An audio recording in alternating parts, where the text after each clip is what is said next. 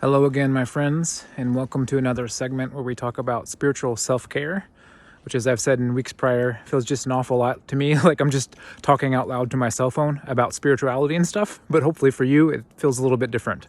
And as always, these things that I talk about, I have found them to be like pieces of wisdom that I've gleaned over the years, and it's wisdom to me. Doesn't always mean that it's going to be wisdom to you. So feel free to turn me off, fast forward me, whatever you feel like you need to do. It's not going to hurt my feelings in the slightest. If it helps you, I'm really grateful for that. This week, I want to talk about prayer. And if you're like me these days, your prayer is coming with some difficulty. It's not coming as easily as it usually does. Perhaps you're not like me, but just with everything going on, a lot of us have, family stuff. We have the whole pandemic thing. We have economic insecurity, job insecurity, all of this stuff, and just the weight of life in general these days. And if you're a Wisconsinner, like we're in the thick of Wisconsin winter right now, which at least the sun is shining today. That helps tremendously, as you know. But we go a lot of days without seeing the sun, and we go a lot of days with lots of snow on the ground. So prayer, I think these next 2 weeks we're going to talk about prayer and what to do when it's hard to pray. This week I want to talk about something that Father Thomas Keating once said, the famous Catholic author and mystic.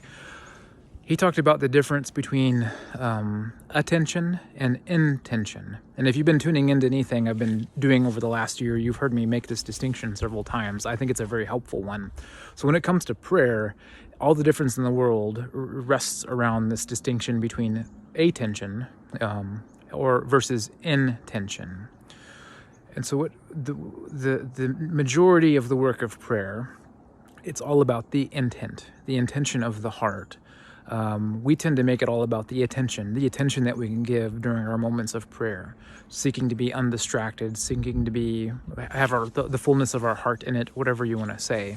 Well, those things are really good, and it's great if we can be the type of person who can pray, just sit down and pray, and our mind is automatically focused, and our hearts are automatically tuned to where they need to be. For most of us, it doesn't come that easily. And it's at these times we need to remind ourselves that prayer is more about intention. It's about the intention of the heart. So if we come to a time of prayer and say we set aside a time of day or a season of life, or even on Sunday mornings in church when we're gathering in person again, it's about simply being there. Like 90% of prayer is just simply showing up, being there and intending to be in prayer, intending the best. And sometimes we can give our best and our whole undistracted selves to the moment, and sometimes we can't, and that's okay. Because there's never a moment where God isn't giving the fullness of God's self to us. So the problem that we have on our side of things, God doesn't experience it that way.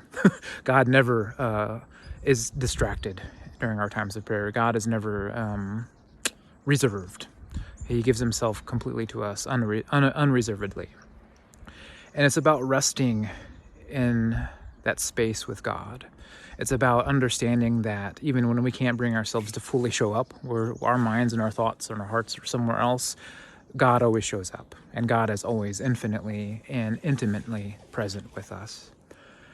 And it's about resting in God's presence more so than our own, even. And it's about understanding that even if our minds are distracted and our hearts are wandering, it doesn't impact God's presence to us in the slightest. And it's actually a really sweet spot spiritually to be in whenever we can just let ourselves rest in our restlessness in God, knowing that God accepts us, warts and all, restlessness and all, distracted thoughts and all. It's all simply about just resting. And you don't have to feel like you're resting in order to rest in God. You just have to have the faith that you're doing it. And I think that makes all the difference in the world. And it sure, like as time goes on, as we mature in our spirituality, like we want to be able to be more attentive, to give more of our attention, more of the fullness of our hearts, more of ourselves. We want to become less distracted, not just when we're praying, but just in life in general, being more mindfully present to our everyday lives. And prayer helps us to cultivate that. But I think it's important to know that, the path to maturity and spirituality is not just like straight upward. Like we go up and down and we go up and down. And there's times when we can come and pray and everything is just harmonious and it sinks in and it's great and it comes easily. And there's other seasons where it doesn't, and that's okay.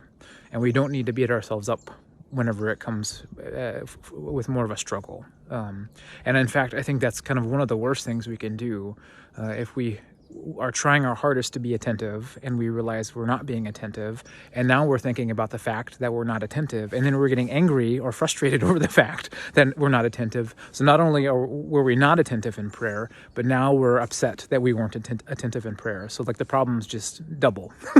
So the best thing to do whenever we find ourselves distracted in a state of prayer is to just let it be. It's okay to remind ourselves it's okay to be there. And whenever all these thoughts come racing through our minds, on our worst days of prayer, when it's the biggest struggle, we can just rest in that and just rest in our restlessness. But also, as a lot of the mystics throughout history have taught, I like the author of The Cloud of Unknowing perhaps the best. Like whenever a thought crops up in your mind seeking to distract you, don't try to repress it, don't try to stuff it down, just like look past its shoulder. Look beyond it. Don't make a big fuss of it. Just seek to look beyond it.